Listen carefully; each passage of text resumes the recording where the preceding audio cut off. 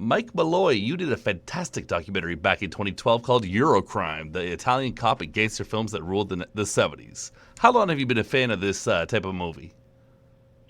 Well, a lot of people ask me if there was a single Italian crime film from the 1970s that really hooked me on the genre, and it didn't happen that way at all for me, because I became a fan of the genre before I even knew it was a genre. As a teenager in the 1990s, I thought I was just like watching a bunch of random European crime films starring Charles Bronson and Lee Van Cleef and Telly Savalas and Jack Palance. Not only did I not realize that this was its own film movement, but that this was the Italian action fad that replaced the spaghetti western. Now, the spaghetti western, did penetrate North America. It was popular here, but Eurocrime films, the follow-up, they didn't really have any popularity in our hemisphere. So they've always had a bit of a PR problem, and that's one of the reasons I did the documentary, is to kind of crystallize the subgenre in everybody's brain. Well, that's helpful. You helped right or wrong. So one subjects you cover a wide array, like the fads, how they filmed without sound, many different things, little sections divided throughout the movie. But one thing you were not able to do was the soundtracks, this fantastic Italian music. So who were some of the seminal composers, and how would you kind of describe the sound? Well, the sound was quite simply instrumental funk. It really was. Maybe there would be a bar scene or something, and it would be kind of laid back funk, kind of greasy funk, but usually not. Usually it was this really muscular, tough, urgent, kind of almost militaristic funk. And it would be, done with common funk instruments. It would be the horns and the, electric bass and the clavinet and, the guitar and the, organ. But every once in a while, because these were Italian films, every once in a while you'd have a film like Violent Naples, which used more traditional Italian folk instruments. But typically it was the instrumental funk. And when you're talking about the composers, there basically were two titans of the subgenre, and that was Stelvio Cipriani and Franco Michalizzi. And both of those guys probably did their best work in the Eurocrime genre. And I get a lot of people that ask me, like, well, what was Ennio Morricone's work like in Eurocrime? And yes, he did plenty of Eurocrime scores, but he just did not seem kind of as inspired as he was in the spaghetti westerns. And he had one or two kind of themes for Eurocrime, and he kind of just, reworked those two themes over and over and over, variations on a theme. Yeah, I really like the Machine Gun McCain track, though. It's really kind of cheesy and fun.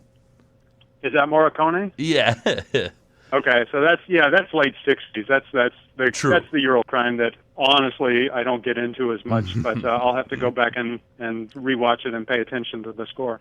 Well, it's got John Cassavetes. But anyways, enough about that one. You did the commentary track for the upcoming release of The Tough Ones, which I'm very excited about.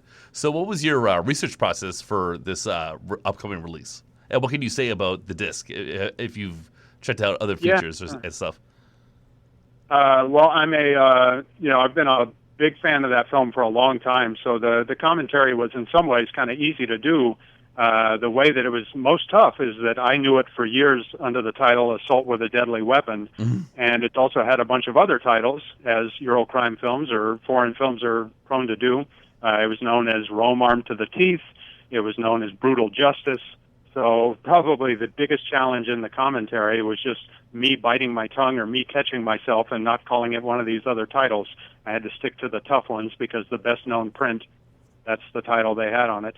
Grindhouse Releasing is putting it out as a 3-disc combo pack, and Grindhouse Releasing kind of has a reputation for being very deliberate with their releasing schedule. We'll use the word deliberate. They were founded by Sage Stallone, the late Sage Stallone, who was Sly's kid, and Oscar-winning film editor Bob Murawski. And I think I always just assumed that the reason Grindhouse was so deliberate in their protracted in their releasing of Blu-rays was because Bob Murawski is this in-demand Hollywood editor. I mean, he's an Oscar winner. He just did this. He just finished Orson Welles' final film, Other Side of the Wind. So I was just assumed that was the reason. But now that I've been on the inside, I just know that Bob is just incredibly meticulous, and he really wants these releases to be definitive. He really wants these releases to be what these movies deserve. Well, I appreciate his work so much, and he also released Cannibal Ferox, which was directed by Umberto Lenzi, who did the tough ones. So, do you think Umberto Lenzi was like the Sergio Leone of this genre, or was it Fernando De Leo? Who's the best of the best? Well, Umberto Lenzi, his name just kind of keeps pulling out ahead of the pack, and Sergio Leone. You watch a few frames of a Leone film, and it's pretty easy to identify. You can't really say that about Umberto Lenzi. That's more of a cumulative effect. You get done watching an Umberto Lenzi Eurocrime movie and say, "Wow, that was just like fired on all thrusters." It was not sloppy in any way. It just like hit all the right notes. But I think honestly, I think that Umberto Lenzi, his popularity also has to do with the fact that, as you reference, horror is. This is where I sigh. Horror is overwhelmingly popular in genre cinema. It's not my bag at all. But a lot of the people who know his name know him from the horror sicko stuff, like the Italian cannibal films and whatnot. And also, just apart from his movies, he's a colorful guy. He was a colorful guy. He's no longer with us. But he, of all the Italian film directors, he got the reputation for being the, stereotypical Italian hothead, the guy who yelled and screamed at all of his crew and cast. And, sometimes to the point of distraction where he's not even directing a movie anymore because he's just focusing all of his energy into yelling and screaming. So we talked about the best director. Who do you believe was the best actor in this genre, the best leading man?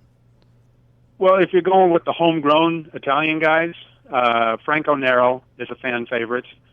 He, just gave these kind of intense, high-strung performances, usually as a police inspector. But he was also just an amazing thespian, so he gave a complexity and a realism to his performances at the same time. And Hollywood tried him out a number of times. Hollywood, tried him out. One of the times when I was growing up was they made him one of the villains in Die Hard 2. And then back in Italy, the Italian film industry, they knew the power of Franco Nero so much that they were grooming a kind of look-alike to Franco Nero, and that guy's name was Maurizio Merli. And Maurizio brought all the intensity and all the toughness of Franco Nero, and he dropped all the nuance and he dropped all the subtlety. So he, was just like played the same kind of police inspector characters, but he was just, I like to think of him sometimes as a flesh and blood RoboCop. So he's another fan favorite. But of the American actors that came over and did these movies, I will always have a bias towards Lee Van Cleef, who probably is best known as The Bad and The Good, the Bad, and the Ugly. But he did some Eurocrime movies too. And my first professional gig ever was at 19. I got the book deal to become his biographer. So for that reason, I will always have a bias towards Lee Van Cleef. Well, Lee Van Cleef's just the coolest guy ever. I heard I was talking to Sybil Danning, and apparently his house was like a saloon.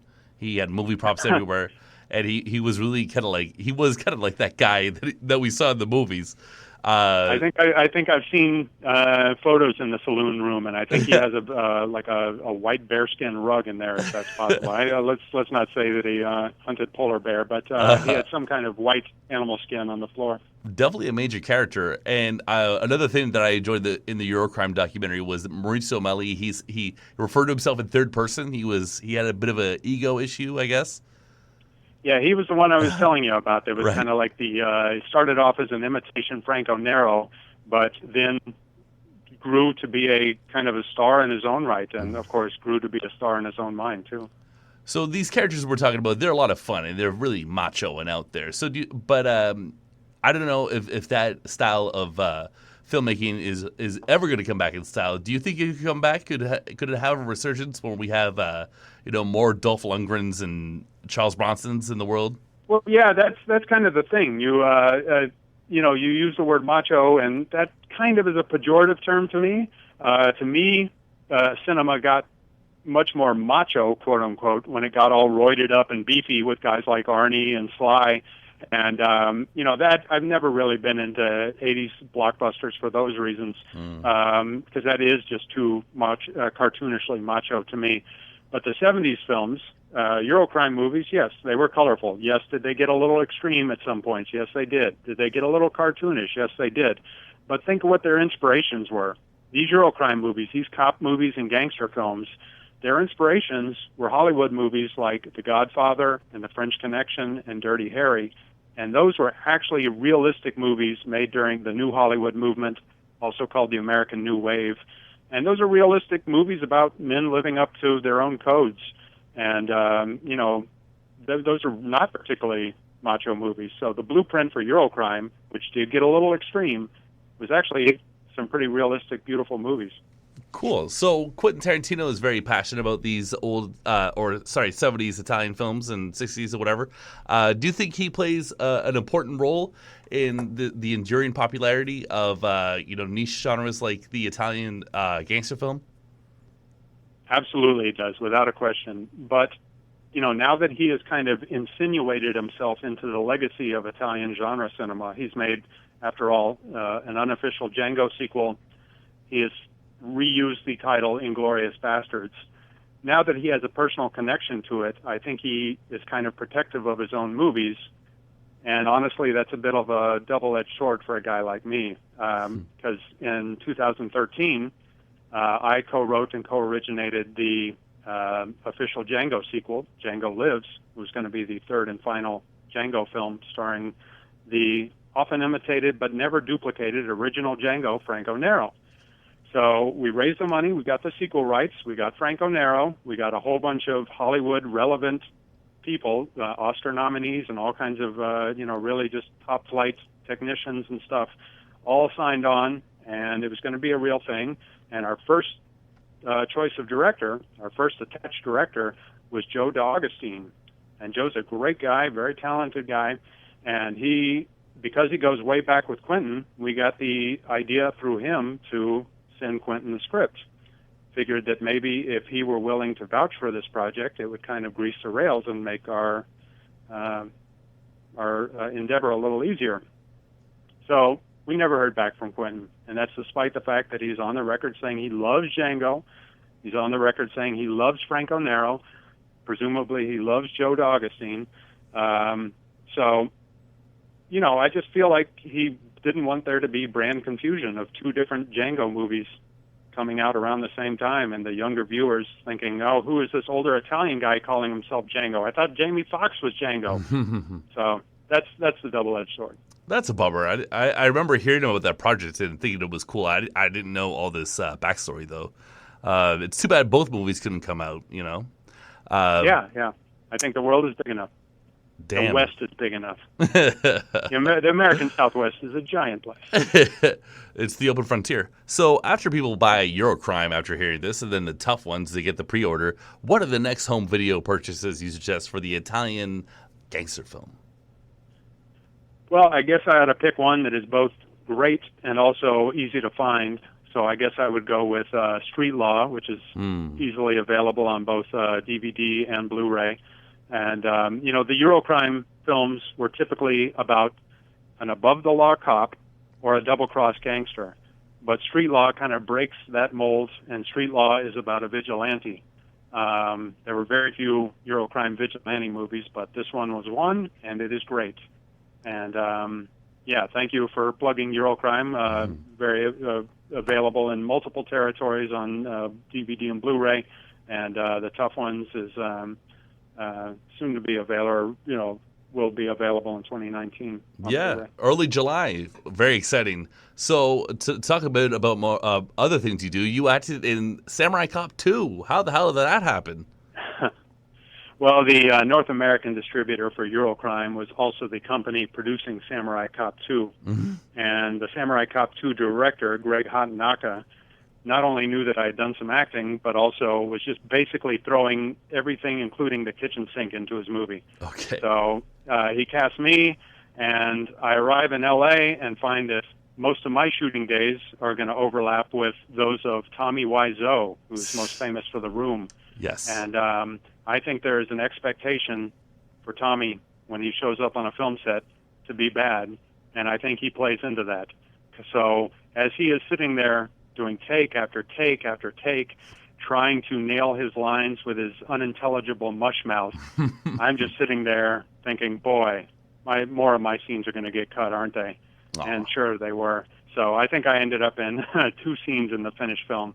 But that director, Greg Hottenlock, is a great guy, and it was a fun experience, so I'm not complaining. All right, Mike Malloy, thank you so much for your time. How can people follow your endeavors, and can you plug anything you have, anything else you have coming up in the future? Yeah, on Instagram, I am Tough and Gritty Mike Malloy. Excellent. And I just finished writing a book that's very personal to me. It's about David Carradine, Wow. the star of both Kung Fu and Kill Bill.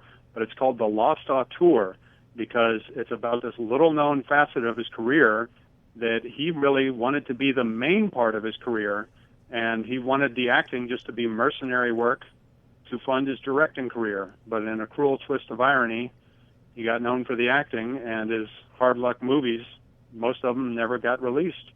So we know him for something very different than he set out to do, but life doesn't always go according to our plans. Well, we'll stay plugged in, and thank you so much for your time. Yeah, thank you.